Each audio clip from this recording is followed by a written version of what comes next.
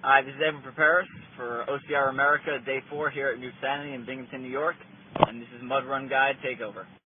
Take it real easy pace, jog a lot of the flats and the downhills, walk a lot of the uphills, kind of stay as a general group. Hi, I'm Jared Newby, and welcome to Newbsanity. Evan's going to be crushing out about 26 miles on this course today. All right, welcome back. This is Day 4, so how you feeling today?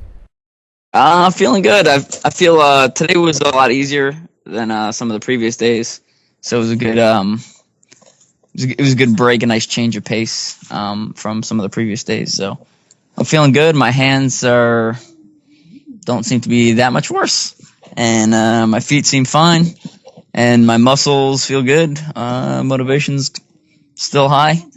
It's just a matter of my pace is just slowed, so I'm just logging miles at a comfortable pace and trying to stay within myself, and so I can make it to the end. Yeah, well, I mean, I imagine that as time goes on, you're definitely gonna slow down a little bit, and that's okay and kind of to be expected. So, how did you do today? How many miles? Somewhere between 24 and like 25 and a half, depending on whose GPS on the low side, it was around 24. My GPS was pulling up like 3 miles, but some people were saying it was 3.2 per lap. So, somewhere in that range, 24 to 25 and a half-ish range. Yeah, I mean, that's good, though. I mean, I don't think the extra mile is going to make or break, you know what I mean? So, we'll call it 25 for fun. Yeah. So today the course was at Newbsanity. It's in Binghamton, New York. And what's kind of cool is it's actually Jared Newby. It's in his backyard. Like, they own a good chunk of property outside of Binghamton, and they started off like building like a couple of small obstacles to train for like World's Toughest Mudder and some of their other obstacle races. And just over time they've just kept developing it. And I mean, you can go. We did all of our posts today on Mud Run Guide's Snapchat, and you can see these obstacles, and they're just enormous. And it's literally in this guy's backyard. It's crazy. That's rad. So does he do a regular race there, or is it just his thing, and just because you knew him, he was able to hook you up? No, he does a regular races there. They've actually got a very good community going there. So they do like Wednesday night training sessions. So like every Wednesday night, people are there training, just kind of running at their own pace or practicing obstacles or whatever. And then they also do a couple of races a year. So their next race is actually July 30th. That one's like a trail race. It's not actually an obstacle race. And then they said their next obstacle race is sometime in the fall, and it's actually a team race. So it seemed to be like an interesting format where it's like a relay, but then you have to it's kind of like team building and / race. So it sounds like a real interesting event. So if you're in the New York area, I think it's worth checking out.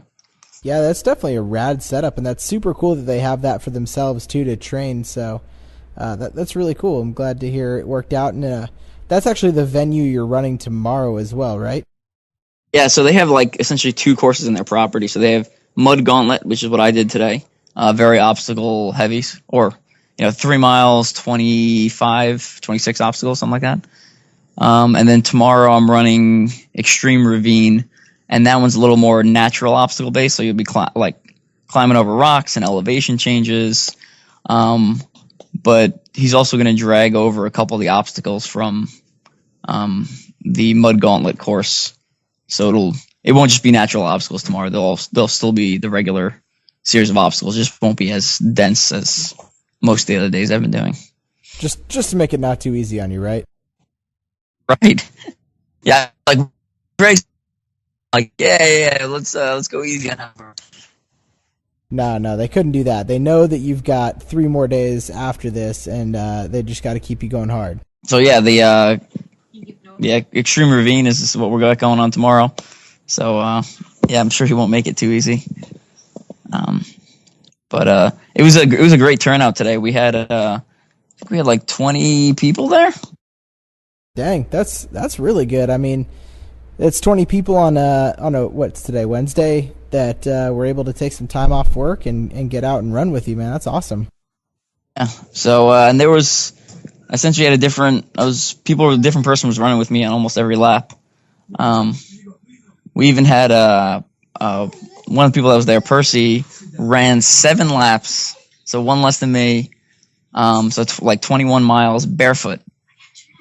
Man, I just don't get those people. That sounds insane. Yeah, and they're keeping up with me like the whole time. Like I was actually pacing them. Dang, so that's impressive. It was good. So and then we did a noon start time. I ended up essentially chasing the sun. So which is why we stopped at 8 laps instead of 9. And it got like as the the sun started going down, and I had like world's toughest mudder flashbacks where like your body's just cooling off faster than you can generate heat. So I was like, if you check out like Mud Run Guide Snapchat, I'm in like full. I got like a wool hat on and a neck gaiter and long sleeves, and I got back to as soon as I finished the course, I like put on my dry robe and I'm like balled up and look like like still dirty, look like a homeless person coming into the hotel. It's kind of funny. That's really funny. So what temperature is it like where you're at? What is it? I think it was like what was the temperature today? 60s? It was 60. It was like 65 in the 70s.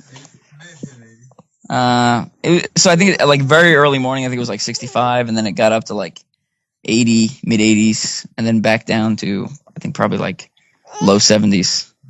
But just like world stuff, you're getting in and out of water, so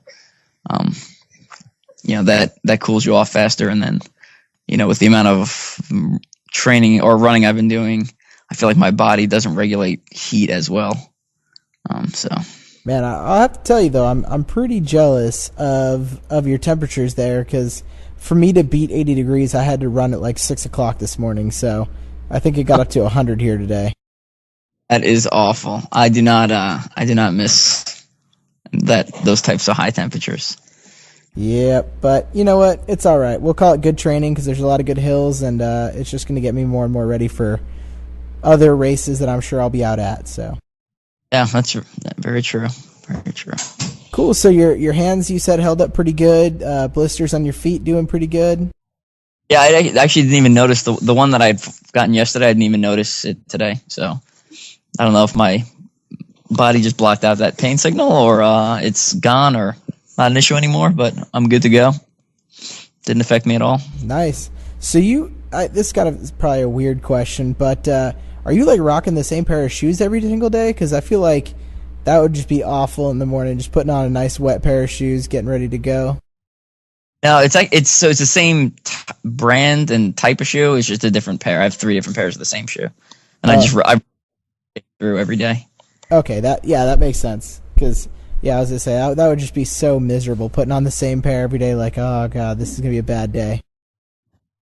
And then on top of those 3 pairs, I brought like another 4 pairs of shoes that I haven't even touched, because it turns into like paranoia, where it's like, well, what if I want this slightly more cushioned shoe, or this one with a slightly different tread? So like I'm just like throwing extra shoes in my bag just in case, and I haven't touched any of the other ones yet. So that's all right. Yeah, I definitely understand. Over prepare is definitely not a bad thing, especially with what you got going on. So yeah, I do the same thing or something similar for World's Toughest. Just bring a lot more than I actually end up using. Yeah, well, because you definitely be noticing it if you don't have it, but you don't really notice it if you do have it. You know what I mean? That's 100% true. Cool, man. So today sounds like a really good success, and tomorrow sounds awesome. So do you have any other information you want to put out about today before we let you go and rest up for tomorrow? I don't think so. Just definitely give a big shout out to my pit crew and family. My wife and our 1.5-year-old have been with me the entire time, so she has to take care of the baby and me simultaneously. And my dad and best man are also here, so they've been taking care of me. So, which is not an easy task. in itself. So our big challenge will be the next 2 nights for the super long drives, 11 and 12 hours. So they're gonna be putting in probably more work, I think, than I am over the next 2 days. So that sounds rough, man. But you know what? It's all good. It's for a good cause, and I think everybody's doing what they can to help out. So that's awesome. I think that's about it, though. All right, my friend. Well, like I said, I appreciate you coming on, and I think you're doing great. And so rest up, and I'll talk to you tomorrow night. All right. Sounds good, Jay.